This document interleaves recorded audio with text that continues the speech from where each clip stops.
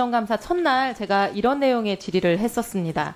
양평고속도로 종점이 2번 변경됐는데 두 번째 변경할 때 원래 IC에 붙이기로 했던 종점을 대통령 처가 땅 쪽으로 옮겼다. 그래서 대통령 처가는 고속도로 건설로 인해 토지 보상을 받을 수 있게 되고 그 땅에서 흑염소와 칠면조까지 키우고 있었던 걸 보면 미리 정보를 알고 보상금을 더 받기 위해 최대한의 노력을 한 것으로 보인다. 이랬고요. 장관님께서는 보상금 그 큰 돈도 아닐 텐데 설마 그 보상금 받으려고 종점에 손댔을지 의문이다. 이렇게 답을 하셨고 슬라이드.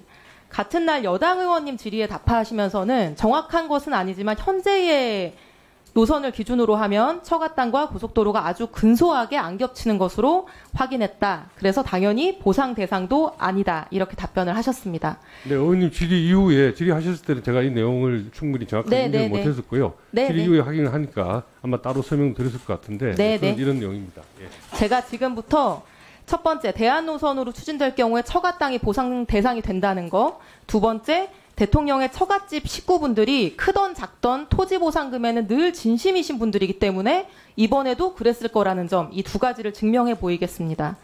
자, 첫 번째, 보상 대상이 맞는가? 국토부가 의원실로 세부 노선 자료를 제출하셨고요. 슬라이드. 근데 감사하게도 이 제출받은 노선도를 보니까 확실하게 보상 대상이 된다는 확신을 제가 가질 수 있게 됐습니다. 화면의 보라색 부분이 처가 땅이고요. 산비탈이라 매매 자체가 어려운 땅입니다.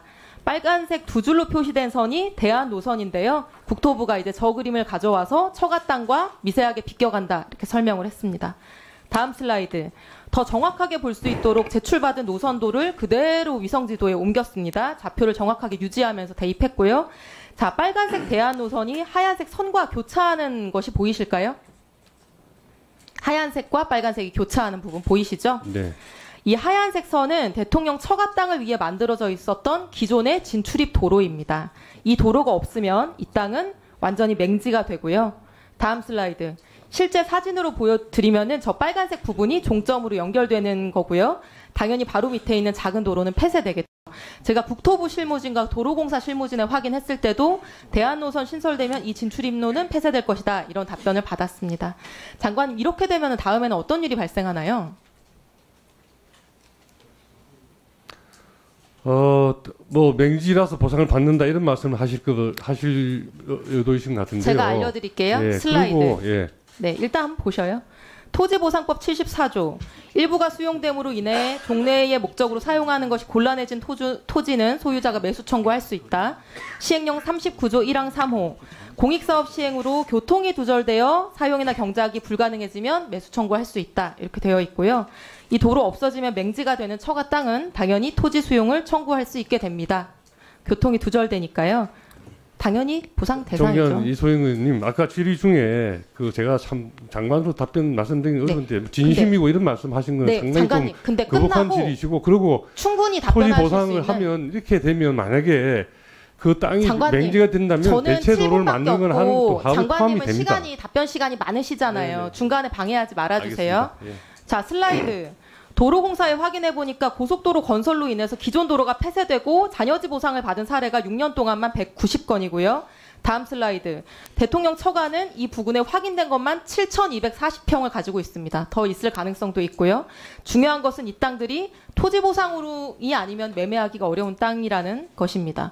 매수자도 없고 재산세만 나가는데 기왕 고속도로 오는 김에 내 땅도 처분할 수 있으면 얼마나 좋을까.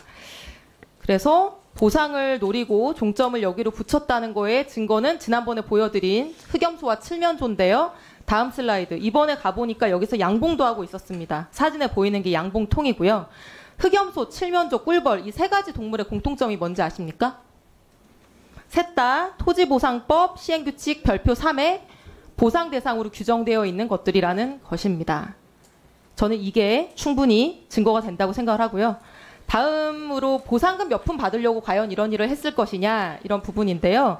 저는 장관님께서 이 최은순 씨가 어떤 분인지 잘 모르셔서 하신 말씀이라고 생각을 합니다. 장관님이나 저 같은 일반인들과는 정말로 다른 분이라는 것을 제가 말씀드리겠습니다. 몇 가지 사례만 알려드릴게요. 자, 슬라이드. 대통령 장모 최은순 씨는 2001년 충남 아산시 배방읍 장제리 일대 토지를 매수합니다. 불과 1년 2002년 철도청에 토지가 수용됩니다. 복선전철 사업에 이 토지가 편입되거든요. 어떻게 귀신같이 알고 1년 전에 땅을 샀을까? 다음 슬라이드. 바로 옆에 땅입니다. 그로부터 2년 후인 2004년에 나머지 땅이 LH에 수용됩니다. 아산 신도시 개발 사업에 토지가 편입된 건데 배방읍 개발되는 타이밍 굉장히 잘 알고 들어간 것 같죠? 이때 LH한테 받은 토지 보상금 다음 슬라이드 129억 원입니다. 토지 보상 사례는 양평군에도 있습니다. 다음 슬라이드. 지금 종점이 붙는 양평군 병산리의 다른 땅입니다. 장모 최은순 씨는 상속받아서 가지고 있었던 땅을 굳이 2003년에 지목 변경을 합니다. 임야에서 대지로. 대지가 훨씬 가치가 높죠. 그리고 2004년에는 필지 분할을 합니다. 보상금 많이 받기 위해서 주로 하는 행위입니다. 그리고 나서 딱 바로 다음 해인 2005년에 국토부에 의해서 수용이 됩니다. 중부내륙고속도로 건설하면서 이 땅이 편입됐기 때문이죠. 최은순 씨는 보상받기 가장 좋은 컨디션에서 보상금을 받았는데 어떻게 미리 안 것처럼 이렇게 1, 2년 전에 작업을 했던 것인지 저는 매우 신기합니다. 저는 전문 용어로 이런 분들 선수라고 부른다고 생각을 하고요. 작은 보상금이라도 놓치지 않고 국가 SOC 사업이 진행될 때마다 엄청난 정보력으로 미리 움직여서 땅을 사거나 최적의 보상 컨디션으로 만들어서 보상금을 받고 그걸로 부자가 된 분들을 보상금 선수라고 합니다. 이래도 설마 푼돈 때문에 그랬을 거라고 생각하시나요?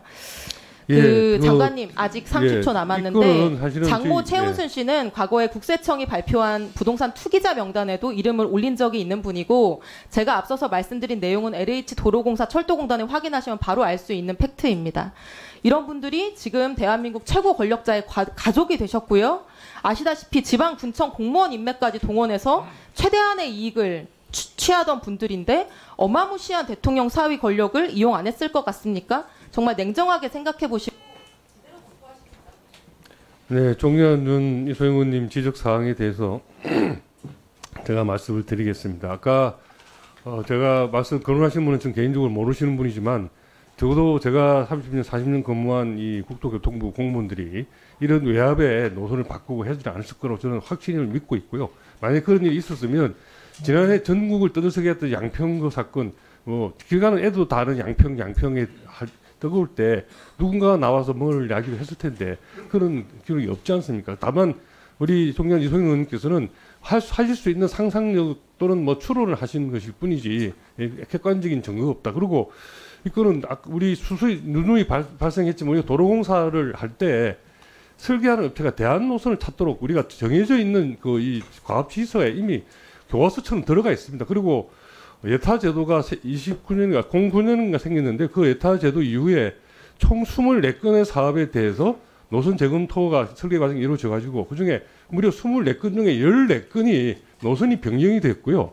변경된 노선이 변경된 14건들의 평균 변경률이 무려 77%입니다. 그러니까 이 건이 그냥 어쩌다가 생긴 아주 예외적인 일이 아니고 설계하는 업체가 들어가서 정말 설계 기술자 입장에서 예타는 이코노미스트들이 하는 겁니다. 이코노미스트들이 그 숫자를 갖고 한 예타를 받아보고 엔지니어적인 입장에서 정말 들어가서 최적대한 노선을 찾도록 과업지휘서에 되어 있고 그 과업지휘서는 지난 정부에서 만든 겁니다. 그거에 따라서 정말 기술자적인 양심을 가지고 설계를 대안을 찾은 것이지 이런 일 때문에 찾아서 알았다라고 저는 개인적으로 확신을 하고요. 아까 말씀하신 맹지 문제는 저도 85년에 건설부 입사해서부터 보상 법도 만들고 실무도 담당해 봤는데 이런 것 같으면 교각을 채워서 들어가든지 그렇지 않으면 정말 맹지가 될 것 같으면 진입도를 만들어 주든지 하는 것이 훨씬 보상비보다 싸기 때문에 그렇게 안 하면 담당 공무원이 다칩니다. 그래서 그거는 종년 이소영 의원님께서 지나치게 좀 과다 걱정을 하신 것 같고 이 실무를 아는 행정 공무원 입장에서 보면 그렇게 그 7,000평이나 되는 땅이 이 보상금을 받도록 그렇게 도로 설계를 하지 안 한다. 그렇게 말씀을 제가 드리겠습니다. 장관님 지금 말씀하신 내용들 작년에 원희룡 장관님께서도 다 똑같이 말씀하셨던 내용이 그것이 진실에 가까우니까 원장님도 이야기하시고 저도 이야기한 거 아니겠습니까?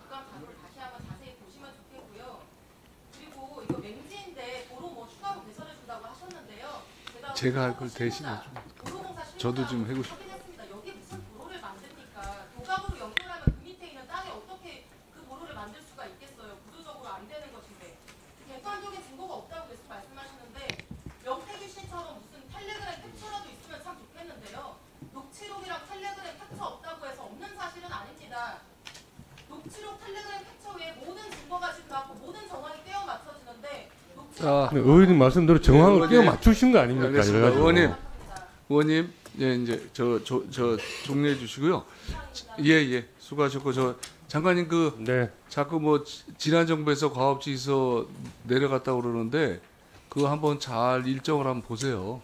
그 제가 저번에도 말씀드렸지만 그 일정을 그 기계적으로 그 어떤 시기에 어떻게 이루어졌는지 한번 그러니까 보시죠. 이 과업지수에 설계한 인수위가- 주는 자, 과업지수는 예. 장관님, 인수위가 작동되던 시기에 만들어진 거고, 그러니까 그렇게 저 표현을 하실 때 오해를 살 만한 물론 뭐 지시를 하시고. 그 말씀을 그렇게 하시니까 그건 뭐 위원장님 의견도 저희가 존중하겠습니다만은 제 말씀의 요지는 그런 과업지수가 특별한 게 아니다. 고전에 발주된 모든 다른 장관님, 사건도 만약에 확인해 장관님, 보시면 그렇게 장관님, 아마 그 정도- 과업지수가 다 장관님, 있을 거라고 생각합니다. 장관님, 그 정도 저희가 됐으면 벌써 다 납득이 돼가지고 진행이 됐어야 되잖아요. 그죠?